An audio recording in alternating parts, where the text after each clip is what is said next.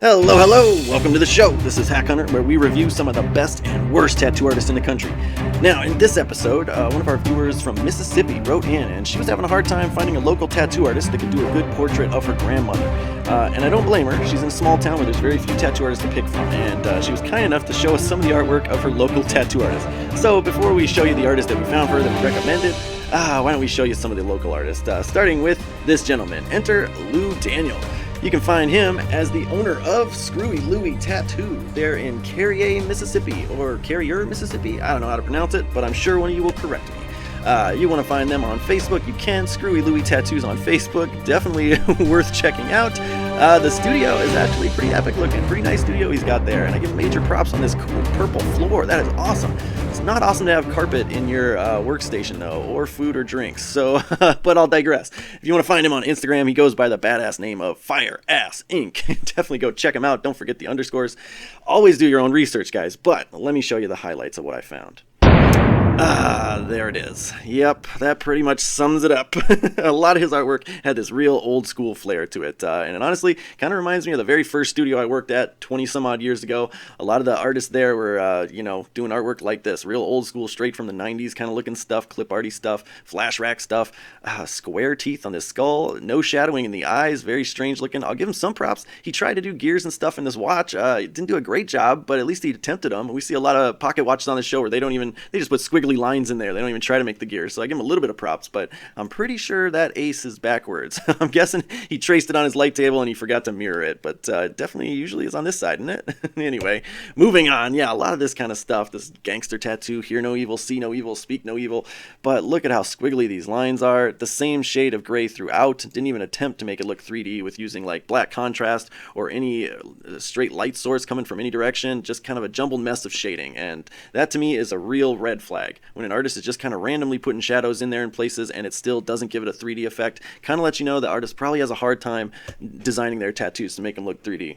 Here's a anime piece that he did, and correct me if I'm wrong, I don't know this character, but is he supposed to have a giant welt on his forehead right there? What is that? Oh, that's brutal looking. But again, just dashes of gray in places. Doesn't really give it a deep, realistic, or 3D effect to it. Just a really kind of etchy look. Again, really squiggly line work, lines that don't connect in places. Just kind of disappointing. Not to mention, I can see all the person's hair right here. I mention this in almost every single episode, guys, so if you ever come across an artist that does not prep the skin properly, please avoid them. This one, anybody want to take a guess at what this is? This is exactly what I've been talking about, where way too many outlines in here, way too heavy on the line work, and all just really kind of squiggly, scraggly line work, and very light, minimalist shading throughout. This is supposed to be a fireman wrapped in angel's wings here. But yeah, took me a minute to figure that one out, for sure. And this one,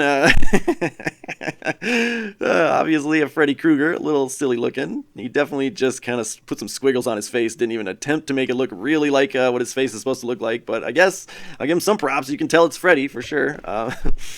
This one, a little Alice in Wonderland piece, but there's some strange things that if you see it zoomed out, you might not notice, but he's attempting to do watercolor here, so there's like these kind of lazy drip effects, and he really just kind of did a quick kind of blur in his color there and called it watercolor, so I'm really disappointed with how quickly and simply he did that. It really doesn't come across as watercolor. It really looks like he just started to color it and never finished. But on the composition side of it, look at this banner. It kind of waves in here, waves this way, but wait a minute. It's connected, it's all one banner, but how come we can see the backside of this one and the backside of this one at the same time? Like, those aren't supposed to be visible at the same time. Definitely a weird way of drawing them. And then this one right here, weird kind of flat line there. It definitely doesn't look natural in how a banner would fold. Banners are kind of day one shit for tattoo artists, right? You learn how to draw skulls, roses, and then banners. So to see an artist botch one, an artist that's been doing it for 17 odd years, to botch one this badly is definitely a red flag. Speaking of red flags, here's a flag he tried to do, but really just kind of randomly scattered the stars in there. You can see how kind of cheaply done that is. Usually artists don't recommend you try to cram so many stars into a smaller flag like this, but the main thing in here that you got to watch out for if you're looking for an artist is he's blending his colors into his gray wash. This is something I see a lot of artists, especially self-taught tattooers, do wrong.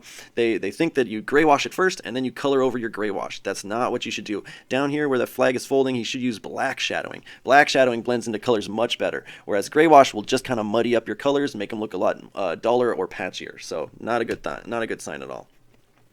and I was really kind of upset. I see this a lot. Artists that have no business trying Polynesian work like this kind of tribal, it's really specialized work. You need a specialist to do it. You want an artist that's been doing it regularly and doing it for the majority of their career. They know what they're doing. Otherwise, you're going to get stuff like this where the lines are just not nice and parallel, squiggly. The pattern doesn't repeat evenly or consistently. You get a lot of this patchy fill-in, lines that don't connect, just errors galore all over the place. And that's because he probably only maybe does one of these a year, if that. So when you're wanting something specialized like this done, please take your time finding the right artist and be willing to travel. Definitely be willing to travel to find the right artist. This is one of the last ones I'll show you guys, and I had to show this one and give him a little bit of redemption because I don't think this one's that bad. I mean, it's not great because he still overlined the hell out of it, but if he was going for this sort of line work, this etching look to it, then it's a pretty good piece in that case, but I don't think he was. I think he was going for realism, but it doesn't look that bad. There are still all the telltale errors up here. You know, obviously the circles up here are not circles. You got squiggly line work up here and really kind of etchy shading. So there's still a lot of errors, but I had to give him a little bit of redemption, you know, except for when I come across other stuff like this, it kind of ruins it. Is this rose supposed to be dead? I don't. Why is there just a few little patches of red in there and just the rest is just black blotches? I don't know, but definitely lacking when it comes to the artistic skill. So I think it's pretty obvious. Lou Daniel of Screw Louie Tattoos goes on our hack list. Now stick around, especially you guys that live in Mississippi. We were able to find this young lady an epic portrait artist. So check out part number 2 if you want to see what we found. Here we go.